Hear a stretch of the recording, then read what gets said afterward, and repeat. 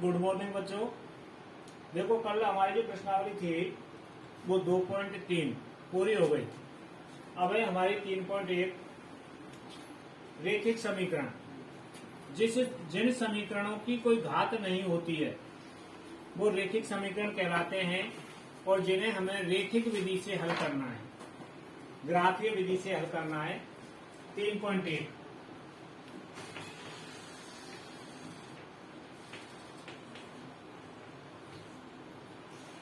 कौन सी प्रश्नावली है?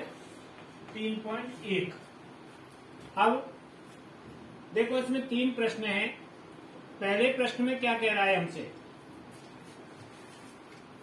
आफ्ताब अपनी पुत्री से कहता है कि 7 वर्ष पूर्व में तुमसे 7 गुनी आयु का था और अब से 3 वर्ष बाद में तुमसे 3 गुनी आयु का रह जाऊंगा। इस स्थिति को बीजगणितीय एवं ग्राफीय रूपों में व्यक्त कीजिए।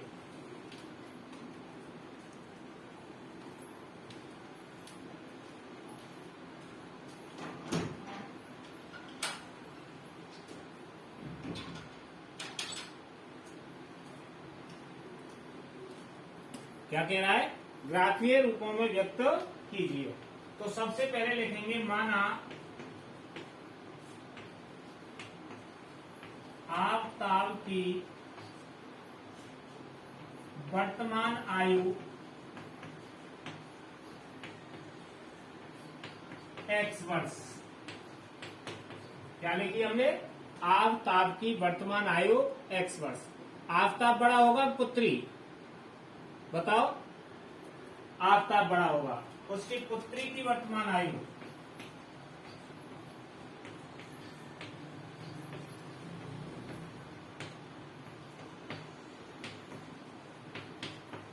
बाई वर्ष।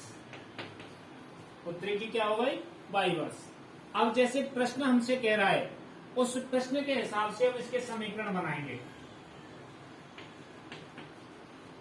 प्रश्नानुसार। अब ये कह रहा है कि 7 वर्ष पहले,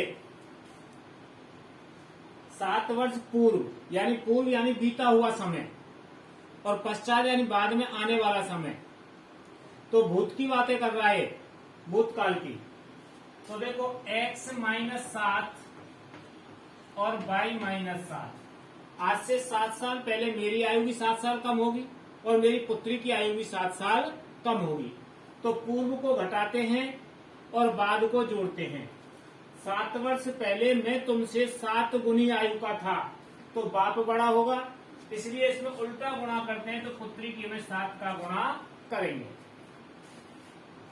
तो x - 7 बराबर 7y - 49।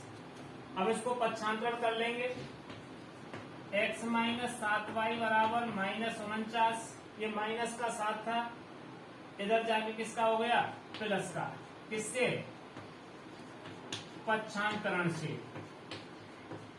अब x - 7y बराबर -42। पहला समीकरण आपका बन गया, क्योंकि इसमें 2 शर्तें। पहली शर्त थी 7 वर्ष पूर्व में तुमसे 7 गुनी आयु का था। अब सेकंड शर्त में क्या कह रहा है वो? अब यहां लिखेंगे और अब x + 3 बराबर y + 3, क्योंकि 3 वर्ष बाद मैं तुमसे 3 गुनी आयु का रह जाऊंगा। तो 3 गुनी का बाप होगा तो इसमें 3 का गुणा कर देंगे। तो x + 3 बराबर 3y + 9, क्योंकि कोष्टक के बाद जो संख्या होती है उसका दोनों में गुणा करते हैं। 3y + 3 × 9। तो ये समीकरण हो गया आपका x - 3y बराबर 9। ये प्लस का 3 है, इधर आके किसका होगा? माइनस का। किससे? पक्षांतरण से। तो समीकरण बन गया हमारे पास x - 3y बराबर 6। ये समीकरण नंबर 2। दोनों हमारे समीकरण तैयार हो गए, यानी बीजगणितीय रूप में हमने इनको लिख दिया। अब इनको ग्राफीय विधि से हल करना है। तो ग्राफीय विधि से हल करने के लिए हमें इनकी सारणी बनानी होगी। यहां तक उतार लो इसको। अब इससे आगे हम क्या करेंगे? इसका अब देखो दोनों समीकरण उतार लेंगे। पहला समीकरण था हमारा x माइनस 7y बराबर -42। दूसरा समीकरण है हमारे पास x माइनस 3y बराबर 6। अब इसको हल करने के लिए कौन सी विधि से, ग्राफीय विधि से हल करने के लिए, इसके लिए हम 3 घर बना देंगे।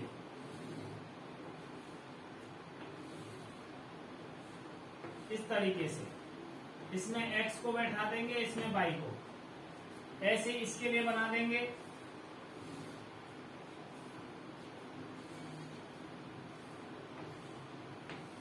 इसमें x को, इसमें y को। अब -7y बराबर -42, ये प्लस का x है, अगर पक्षांतर कर दिया तो माइनस का x। देखो y के आगे अगर गणित का कोई अंक नहीं है तो x के मान हम 1 2 3 कुछ भी रख सकते हैं, 0 1 2 3 4 5 6। अब y के आगे अंक है तो इसका भाग देके देखेंगे, पहले इधर 42 दे रखा है तो 7 का भाग 42 में चला जाता है, क्या नहीं जाता? चला जाता है। 7 छेंगे 42, तो x का मान हम 0 रख सकते हैं। अब 0 रख दिया तो अगला मान क्या आएगा, इस 0 को इस 7 में जोड़ देंगे तो 7 आ जाएगा। फिर 0 7 में 7 जोड़ देंगे तो हमने यहाँ 14 रखा, 7 भी रख सकते थे हम, लेकिन हमारी जो ग्राफ बनाएंगे उसमें दिक्कत आएगी, इसलिए हमने 14 रखा। फिर 14 के बाद 7 जोड़ा, 14 में 21 आ जाएगा, 21 नहीं रखेंगे हम। फिर हमने 21 में 7 जोड़ दिया तो 28 रख दिया।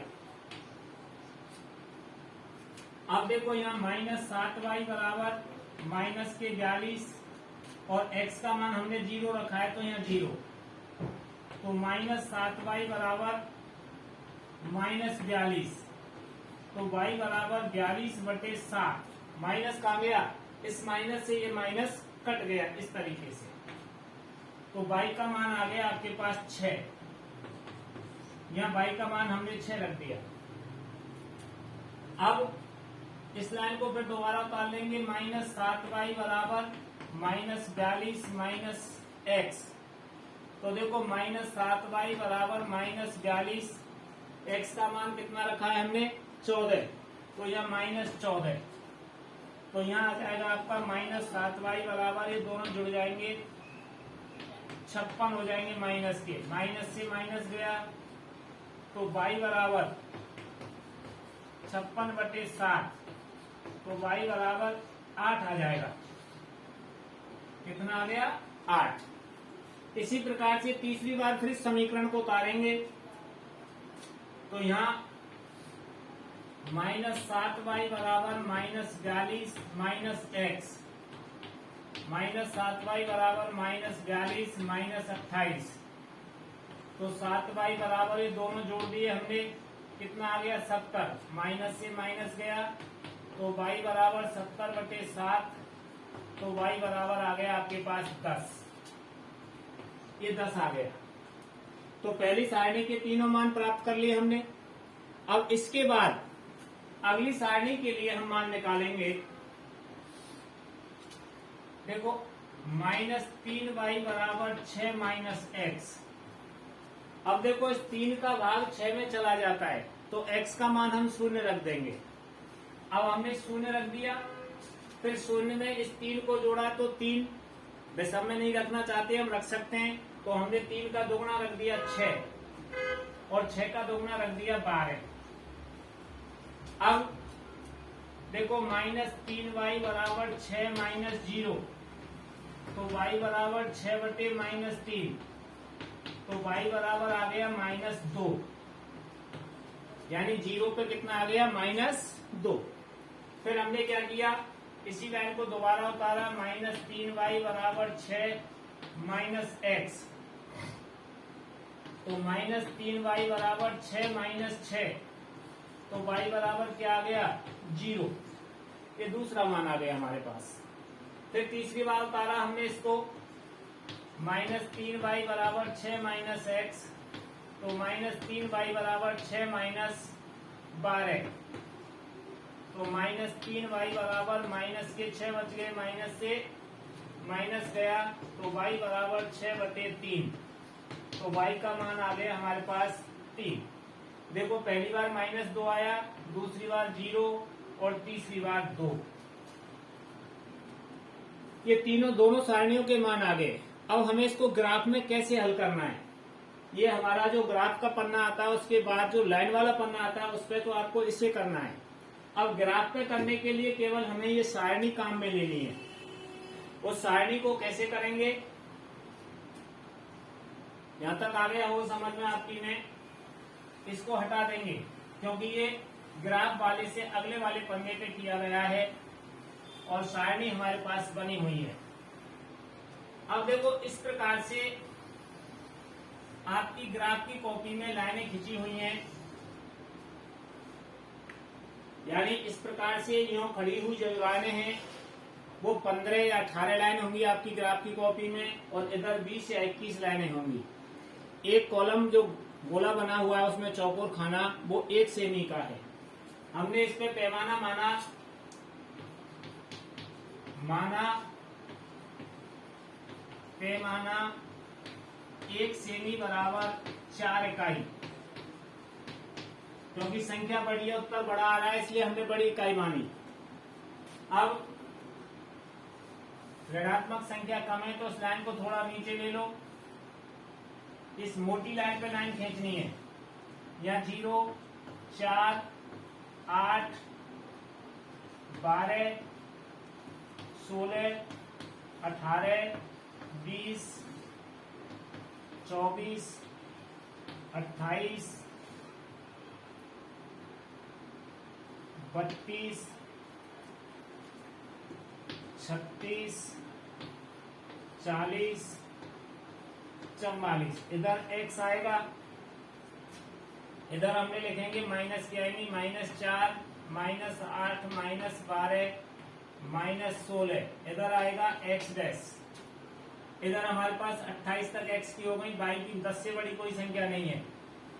4, 8, 12, 16, 18, 20, इधर y आएगा, इधर माइनस की संख्या आएंगी, -4, -8, -12, -16, इधर y डैश आएगा।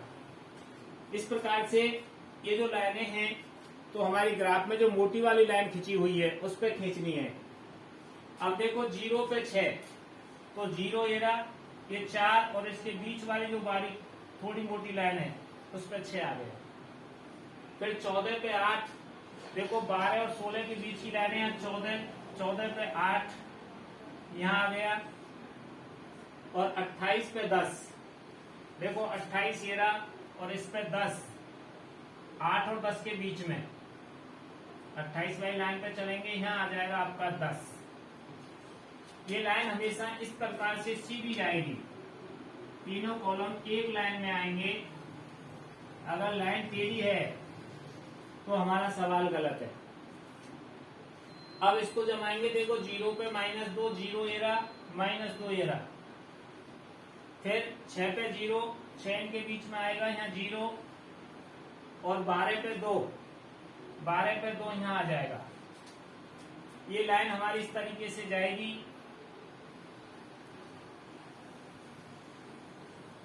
और एक जगह इस लाइन को काटेगी, इस लाइन को ऐसे काटेगी। इसको हम यहां से खींचेंगे, देखो ये 42 पे आ रही है, और इधर खींच के लाए ये 12 पे आ रही है। कितने पे आ रही है? 12 पे। तो यहाँ x बराबर 42, y बराबर 12। ये ग्राफ से पता लगेगा, इसमें ऊपर नीचे हो सकती है, लाइन टेढ़ी भी दिखाई दे रही होंगी। तो इसने क्या पूछा था हमसे, तो आफताब की वर्तमान आयु, अतः आफताब की वर्तमान आयु 42 वर्ष और पुत्री की वर्तमान आयु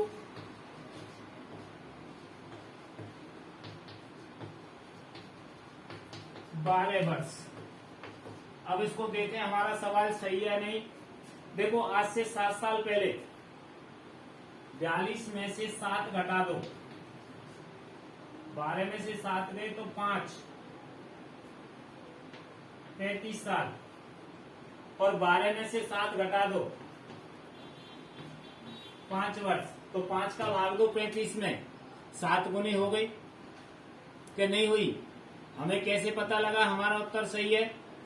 यानी 7 साल पहले बताया था उसने, तो 42 में से 7 घटा दिया 35 बच गया। इधर 12 में से 7 घटा दिया तो 35 बच गया, 5 का भाग दिया 35 में तो 7 बार चला गया। फिर कह रहा है 3 साल बाद +3 और +3, तो ये हो गई 45 और ये हो गई 15, 15 या 45, 3 गुनी हो गई, तो हमारा सवाल सही है। बैठ गया दिमाग में कि नहीं? बोलो। ये ग्राफ के पन्ने पे करना है हमें। इसी प्रकार से नेक्स्ट क्वेश्चन, इस रफ को हटा देते हैं हम यहां से।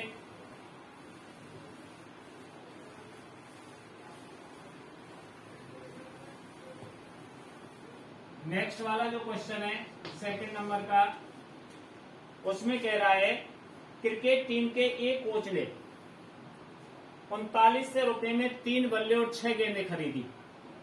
तो देखो बल्ला और एक गेंद, माना एक बल्ले का मूल्य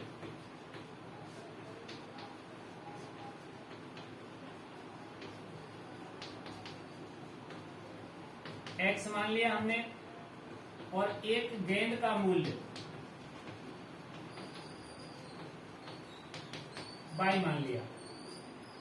जब एक बल्ला x रुपए का आता है तो उसने 3 बल्ले खरीदे हैं, कोच ने 3 बल्ले और 6 गेंद, तो 3 बल्ले कितने के हो गए? 3x के। प्रश्नानुसार तो ये हो गया 3x + 6y बराबर 3900। पहला समीकरण बन गया, क्योंकि इसने 3 बल्ले और 6 गेंद खरीदी 3900 रुपए में। फिर उसने एक बल्ला और 3 गेंद, तो एक बल्ला x का और 3 गेंद 3y रुपए की, वो 1300 रुपए में खरीदी। तो ये समीकरण नंबर बन गया हमारे पास 2। ये तो बीजगणितीय में लिखाया गया, वक्त बीजगणितीय रूप में लिख दिया। अब क्या कह रहा है? इसको ग्राफीय विधि से हल करो। तो ग्राफीय विधि के लिए पहले सारणी बनानी होती है। तो हमने इस समीकरण को देखो 3x + 6y बराबर 3900, हमने इसमें से 3 कॉमन ले लिया, x + 2y बराबर 3900। ये 2 कहां से आया? 3 का भाग 6 ने दिया तो 2 आया। अब यहां हो गया हमारे पास x + 2y बराबर 3900/3, तो x + 2y बराबर 1300। कितना आ गया? 1300। 3 का भाग दे दिया 39 से। अब इसका ग्राफ बना दिया हमने। देखो इस तरीके से 3 घर बनाए, इसमें x है, इसमें y है, तो मैंने 2y बराबर 1300 - x। अब देखो 2 का भाग 1300 में खूब चला जाता है, लेकिन बहुत बड़ी संख्या है। 2 का भाग देंगे तो 650 आएगा, 650। तो हमने इसका मान 400 रखा, x का मान, क्योंकि 400 जाएंगे इसमें से। तो देखो 2y बराबर 1300 - 400, तो y बराबर 900 बच गए। अब देखो 900 में भी 50 का हिस्सा बैठ रहा है, तो 300 रखा हमने इसमें। कितना? 300। अपनी इच्छा से कुछ भी मान रख सकते हैं, लेकिन पॉइंट में नहीं आना चाहिए, पूरा पूरा आना चाहिए। तो 300 रखा हमने, तो यहां बच गया आपके पास 1000। 1000 में इस 2 का भाग दे दिया, तो y का मान आ गया आपके पास 500। कितना आ गया? 500। अब 300 के बाद फिर हमने 200 रख दिया, 300 में 2 से और जोड़ दिए तो 500 हो गया, 500, और 500 में फिर 2 से जोड़ दिए तो हमने 700 रख दिया। तो दोबारा इस सारणी को हमने यहां बनाया, इस सवाल को उतारा, 2y बराबर 1300 माइनस एक्स, तो 2y बराबर 1300 माइनस 500, तो 2y बराबर हमारे पास आ गया 800। कहां से आया 800? 1300 में से 500 गए तो 800 बचे, तो y बराबर 800 बटे 2, तो y बराबर 400। ये दूसरा मान आ गया हमारे पास 400। इसी प्रकार से तीसरा मान निकालेंगे, उसमें से 700 घटा देंगे। 2y बराबर 1300 माइनस 700, पहले x लिखेंगे, फिर 2y बराबर 1300 माइनस 700, तो y बराबर 600 बटे 2, तो y बराबर आ गया आपके पास 300। तो तीनों मान आ गए हमारे पास। अब दूसरा समीकरण है हमारे पास, क्या है देखो, x प्लस 3y बराबर 1300, तो यहां भी इसके लिए हमने घर बना दिए।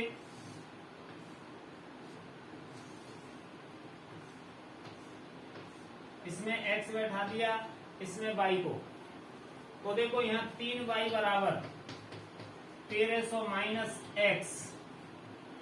अब देखो 3 का भाग 1300 में नहीं जाता है, तो x का ऐसा मान रख जाए इसमें भाग चला जाए। तो हमने 1300 में से 100 घटाए तो भी नहीं गया, 1200 में चला जाता है, तो हमने x का मान 100 रख दिया। तो देखो 3y बराबर 1300 माइनस 100, तो y बराबर 1200 बटे 3, तो y का मान आ गया हमारे पास 400। फिर इसी लाइन को दोबारा उतार लिया, 3y बराबर 1300 माइनस एक्स। अब हमें क्या रखना है,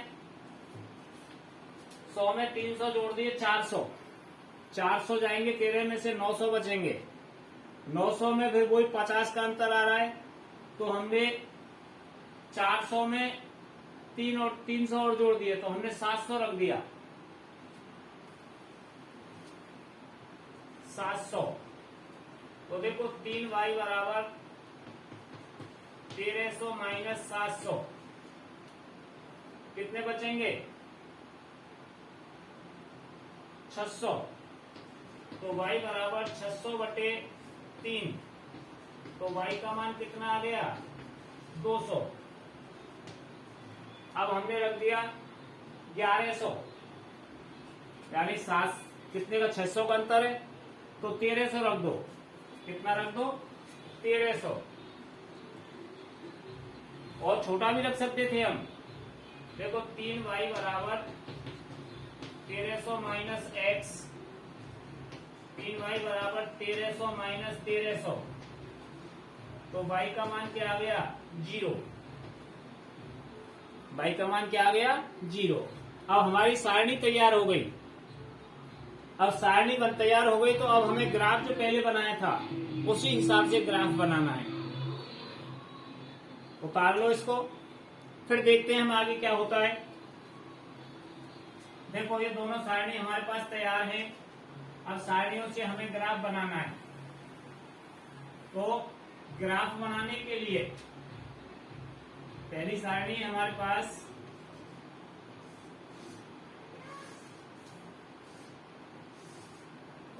x और y। देखो 300, 500, 700, 500, 400 और 300। दूसरी सारणी हमारे पास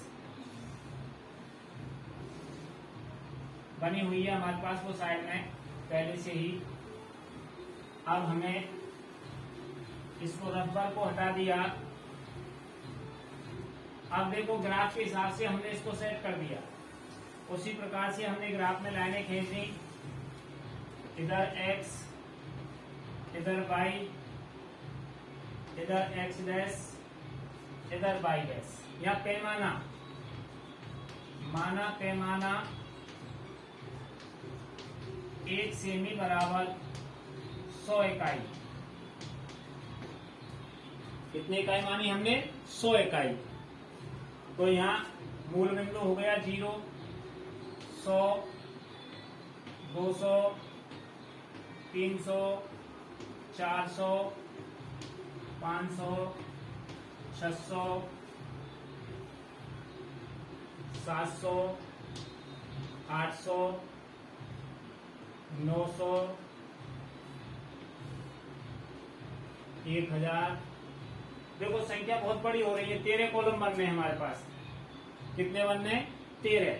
तो 100 की जगह इसको 200 कर दो। कितना कर दो? 200। जब संख्या बड़ी है तो कॉपी पे आप 100 भी बना सकते हैं। 200, 400, 600, 800, 1000, 1200 और यहाँ 1400 x।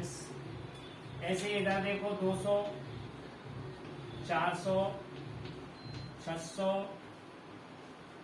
800, 1000। ऐसे इधर माइनस के 200, माइनस के 400, 600, 800,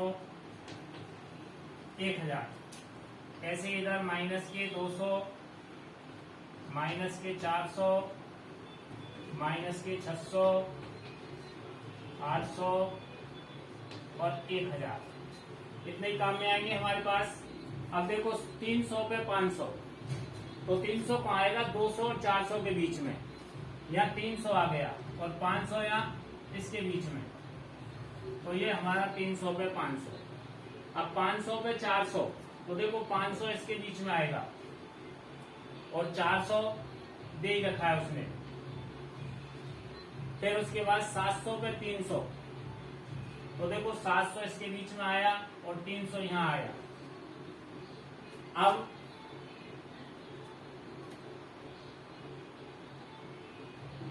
इसकी लाइन खींचेंगे हम। देखो ऐसी लाइन जाएगी सीधी, ये आ गई। हाथ से थोड़ी टेढ़ी हो गई है लाइन। अब दूसरी संख्या है 100 पे 400। देखो 100 एरा, 400 एरा। फिर 700 पे 200, 700 पे 200 और 1300 पे 0, 1300 पे 0। तो देखो यहां से ये लाइन गई और ये कट गई। ये 1300 पे कट रहा है यहाँ। तो देखो x बराबर 1300 और y बराबर 0, क्योंकि ऊपर नहीं जा रही है संख्या, तो y बराबर है 0। अतः एक बल्ले का मूल्य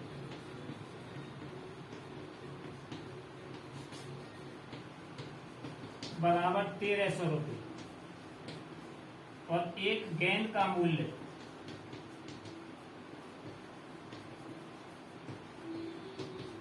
जीरो, शून्य। गेंद का मूल्य कितना आ गया? शून्य। ये हाथ से थोड़ी लाइन टेढ़ी दिखाई दे रही है आपको, फुटा से खींचेंगे सीधी आएगी। सही तरीके से जमाना है इसको। अब इसका एक क्वेश्चन और है लास्ट, इसको हटा देते हैं हम।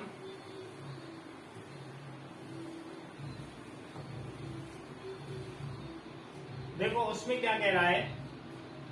2 किलो सेब और 1 किलो अंगूर का मूल्य। माना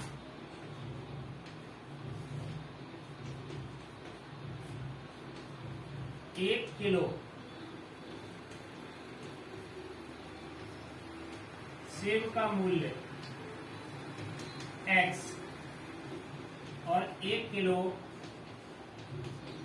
अंगूर का मूल्य, क्या कह रहा है?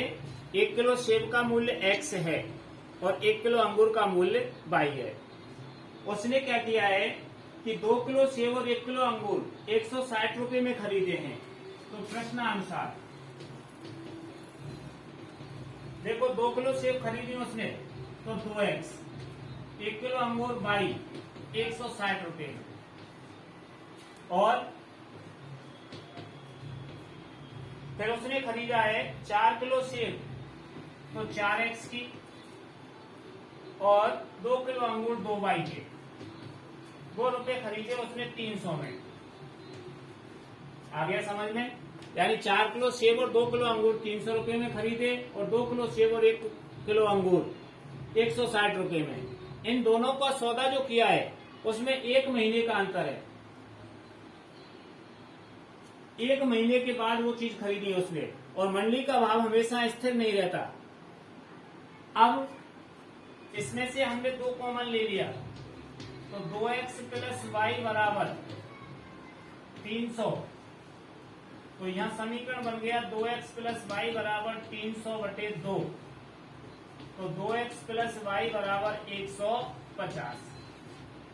देखो यहाँ 160 का आ रहा है, वहां 150 का आ रहा है, क्योंकि मंडी के भाव स्थिर नहीं होते। अब इनका हमें ग्राफ बनाना है, तो इस प्रकार से इनके लिए घर बना देंगे। यहाँ x है, यहाँ y है, y बराबर 160 माइनस 2x। अब देखो मैंने पहले बताया था y के आगे गणितीय कोई अंक नहीं है, तो x का कोई भी मान हम रख सकते हैं। तो देखो सेब 1 रुपया किलो तो आता नहीं है, तो हमने यहाँ 50 से चालू किया। ये 50, 60 और 70, क्योंकि यहाँ कोई मान नहीं है तो अपनी इच्छा से कोई भी मान रख सकते हैं। बड़ी संख्याएं तो बड़ी रखेंगे, छोटी संख्याएं तो 1, 2, 3 रख सकते हैं। तो यहाँ y बराबर 160 माइनस 2 इंटू 50, क्योंकि x की वैल्यू रखी है, 2x है, तो y बराबर 160 माइनस 100, तो y बराबर 60। कितना आ गया? 60।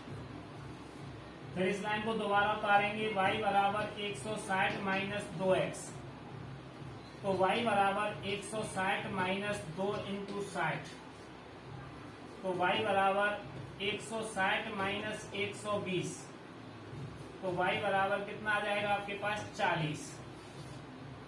फिर इस लाइन को 70 लिखेंगे, तो 70 गुनी 140, 160 में से 140 जाएंगे तो तीसरा मान आ जाएगा आपके पास 20। सेम इसी प्रकार से निकालेंगे, या 60 की जगह 70 रख देंगे, 70 गुनी 140। अब उसमें से घटा देंगे 160 में से 140, तो तीसरी जगह पे 20 आ जाएगा। इसी प्रकार से इधर बनाया हमने ये ग्राफ, इसके भी 3 घर बनाए, एक x और एक y। देखो यहाँ y बराबर 150 माइनस 2x। अब यहाँ भी y के आगे कोई गणित का अंक नहीं है, तो हमने वही मान रख दिए यहाँ। देखो 50, 60 और 70, तो y बराबर 150 माइनस 2 गुणा 50, तो y बराबर 150 माइनस 100, तो y बराबर आ गया आपके पास 50। फिर हमने दोबारा इसी लाइन को उतारा, y बराबर 150 माइनस 2x, तो y बराबर 150 माइनस 2 इंटू 60, तो y बराबर आ गया आपके पास 150 माइनस 120, तो y बराबर आ गया 30। 30 कहां से आया भाई? 60 दूनी 120, 150 में से 120 गए तो 30 बचे।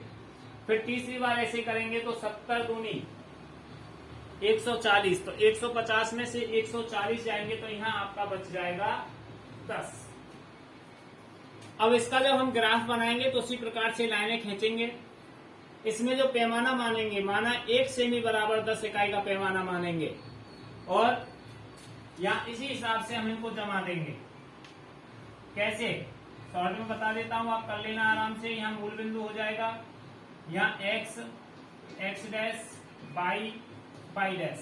देखो 10, 20, 30 ऐसे 50 तक जमा देना।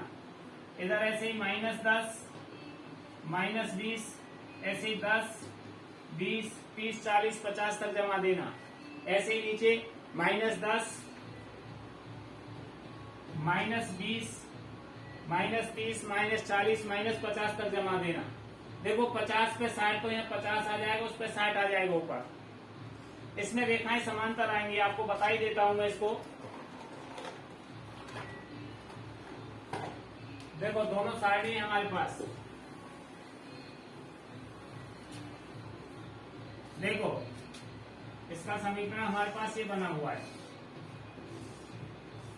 चलिए हम कहेंगे आप रह गया सर ने गलत अधूरा बताया। 50 60 70 60 40 20 इसमें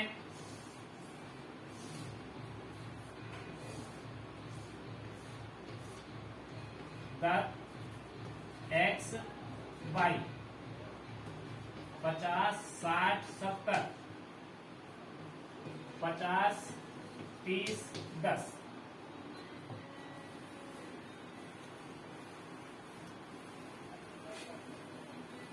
देखो इसी प्रकार से हमने लाइन खींच दी। यहाँ मूल बिंदु हो गया, यहाँ एक्स हो गया, यहाँ एक्स डैश, यहाँ बाई, यहाँ बाई डैश। यहाँ पैमाना लिख दिया हमने, माना पैमाना 1 सेमी बराबर 10 इकाई। देखो 10 20 30 40 50 70 तक गई है। 60 70 80 इधर 10 20 30 40 50 10 माइनस के -20 -30 -40 -10 -20 -30 -40। अब देखो 50 पे 60 तो इसको और बढ़ा दो 60 50 ये रहा, 50 पे 60 यहाँ गया, 60 पे 40 देखो 60 पे 40 यहाँ गया, फिर 70 पे 20 70 पे 20 यहाँ गया। ये सीधी लाइन आएगी। लाइन टेढ़ी नहीं होनी चाहिए, लाइन टेढ़ी होगी तो सवाल गलत है। फिर यहाँ देखो 50 पे 50 50 पे 50 60 पे 30 और 70 पे 10। ये लाइन कभी भी काटेगी नहीं, इस प्रकार से समान जाएगी क्योंकि समांतर रेखाएं आएंगी ये। तो यहां लिख देंगे समीकरण असंगत है।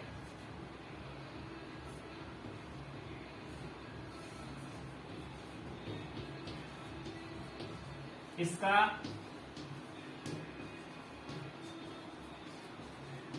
कोई हल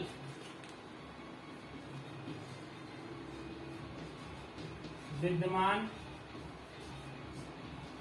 नहीं होगा क्योंकि समांतर रेखाएं जब तक नहीं काटेंगी तो कोई हल नहीं होगा। 3 प्रकार के होते हैं इसमें, अद्वितीय हल, अनंत हल और कोई हल नहीं। तो ये जो समीकरण है समांतर रेखाएं, इसका कोई हल विद्यमान नहीं होगा। मैंने जो वीडियो कराया आपको सवाल हल कराया, इस वीडियो को लास्ट तक अंत तक जरूर देखें, आपको कामयाबी मिलेगी, सफलता मिलेगी। इसी के साथ आज के लिए बहुत। अब नेक्स्ट प्रश्नावली कल कराएंगे। थैंक्स।